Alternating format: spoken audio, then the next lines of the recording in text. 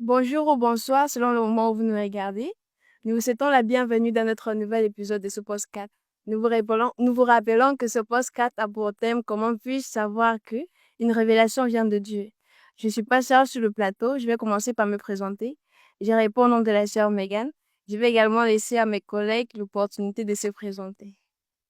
Je suis Edouard Lokouchou, missionnaire en temps plein de l'Église de Jésus-Christ des Saints des Derniers Jours dans la mission Congo-Mujimaï. Je suis le frère Florent Walelo, membre de l'Église de Jésus-Christ des Saints les Derniers Jours dans la paroisse des Canches. Merci beaucoup. Donc, je suis aujourd'hui avec Adèle Couture et le frère Florent.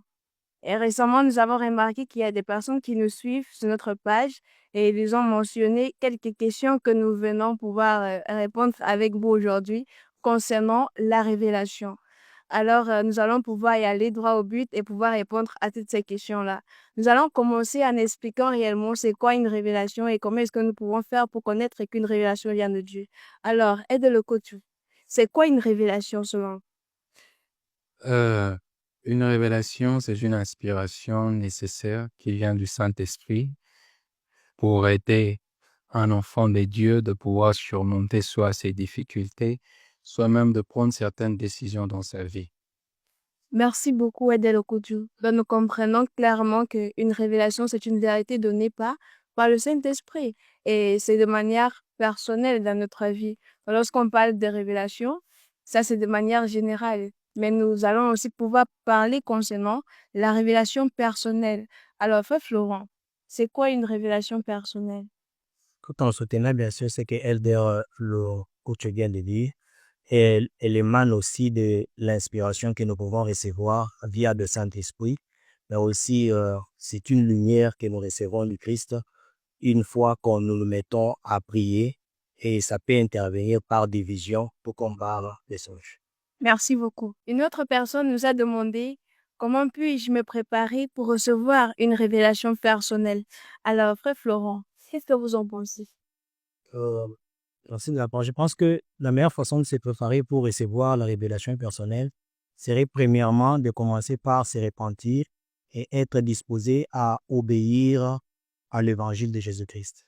Et de manière brève, nous dirons être maître de soi. Parce que si on a la maîtrise de soi, on ne saura pas être distrait par les événements qui sont autour de nous. À ce moment-là, nous serons disposés à lire et à prier pour recevoir la révélation.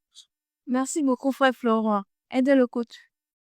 Sinon, c'est la meilleure façon de pouvoir se préparer pour recevoir une révélation personnelle.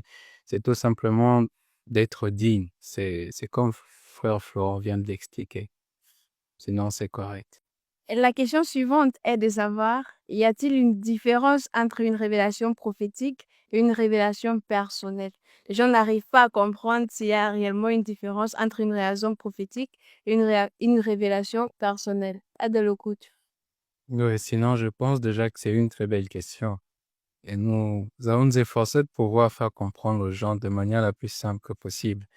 Déjà, une révélation prophétique, c'est que les gens doivent comprendre par rapport à ça, c'est que c'est une révélation que le prophète doit prendre pour l'organisation de l'Église de Jésus-Christ. Et du coup, ce qui est différent à une révélation qui peut être personnelle pour la conduite de la vie d'une seule personne, d'un individu.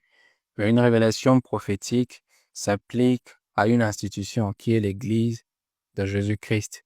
Et c'est par l'autorité qui préside cela. Donc, c'est un peu ça. Merci beaucoup, c'est exactement cela. Donc, nous allons comprendre que le prophète, il reçoit des révélations pour l'Église et également pour tout le monde entier. C'est ça une révélation prophétique. Une révélation personnelle, ce sont des révélations qu'un individu peut recevoir pour gouverner sa propre vie, qui ne s'applique qu'à lui et dans l'organisation auquel il est appelé. C'est-à-dire qu'une personne ne peut pas se lever, aller voir une autre personne et dire, j'ai reçu la révélation que toi, tu auras ça. Non, ça ne s'applique pas de cette manière.